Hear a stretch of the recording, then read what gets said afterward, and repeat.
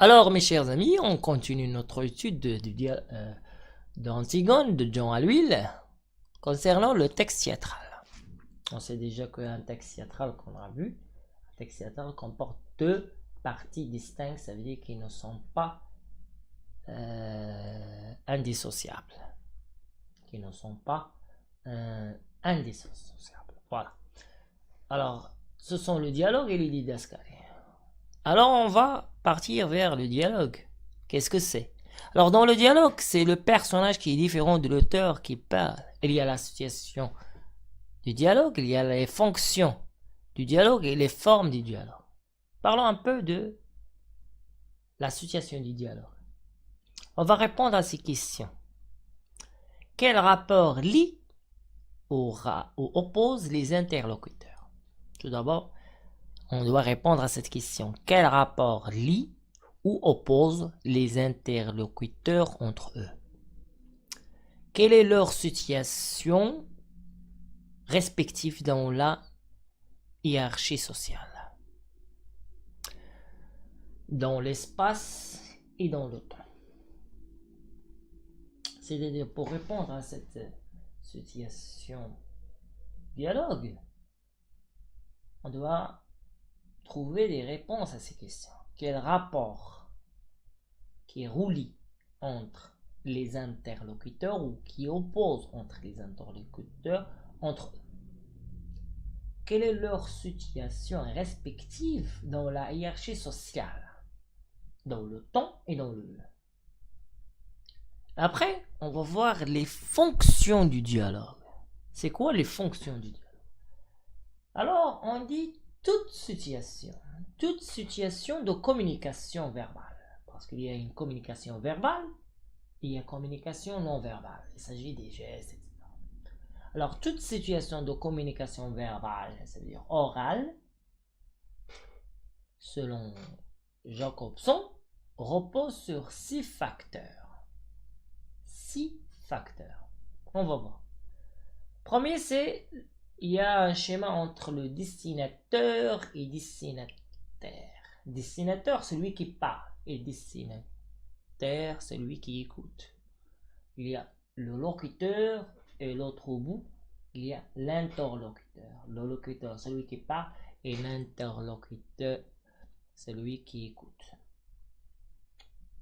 Alors, il y a un message entre les deux. Alors, ce message, il y a le contexte, il y a le contact, il y a le code. À ces facteurs correspondent 6 fonctions. Il y a émotive,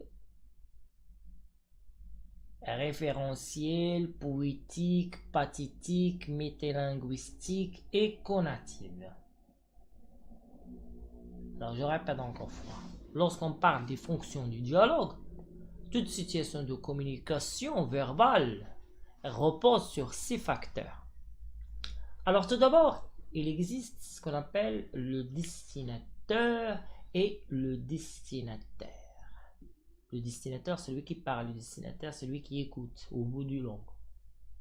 Alors, entre les deux, il y a ce qu'on appelle un message, ou un code, ou un contexte, ou un contact. Soit un contact, soit un code, soit un contexte, soit un message. Bon, à ces facteurs correspondent ces fonctions. On va voir.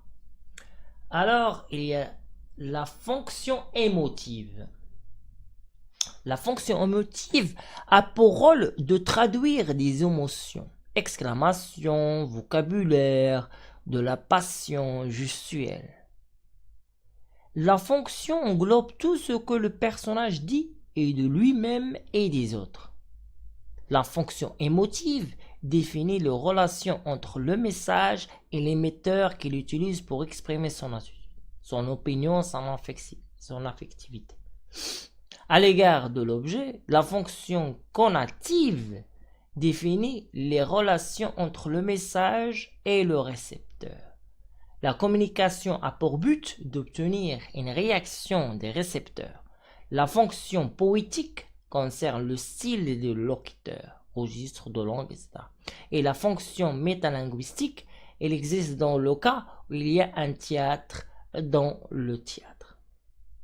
Alors, je répète encore une fois. il y a ce qu'on appelle la fonction émotive et la fonction conative.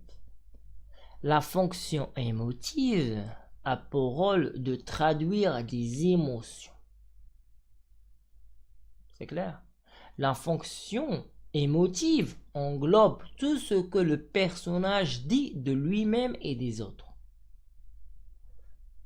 Alors, elle définit les relations entre le message et l'émetteur qu'il utilise pour exprimer son attitude, son opinion, son affectivité, à l'égard de l'objet, c'est-à-dire à l'égard du sujet. La fonction maintenant conative. La fonction conative définit les relations entre le message, le code, le contexte, le contact et le récepteur, ça veut dire l'interlocuteur, le destinataire. La communication a pour but d'obtenir une réaction des récepteurs. La fonction poétique, ici, concerne le style de locuteur. Et la fonction métalinguistique, elle existe dans le cas où il y a un théâtre dans le théâtre. Alors, lorsqu'on parle de la fonction métalinguistique, dans le cas où il y a le théâtre. Et la poétique ou la fonction poétique, lorsqu'on parle du style de locuteur. Locuteur, ça veut dire la façon de parler, la façon de communiquer. Et la fonction conative,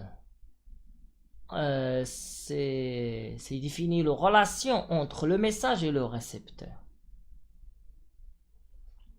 Et l'émotion émotive, alors, a pour rôle de traduire les émotions, englobe tout ce que le personnage dit de lui-même et des autres, et aussi définit les relations entre le message et l'émetteur qu'il utilise pour exprimer son attitude.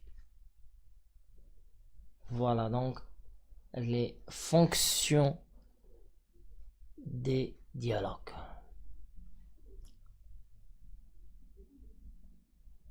Alors, on a terminé les fonctions du dialogue, on va partir vers les formes du dialogue.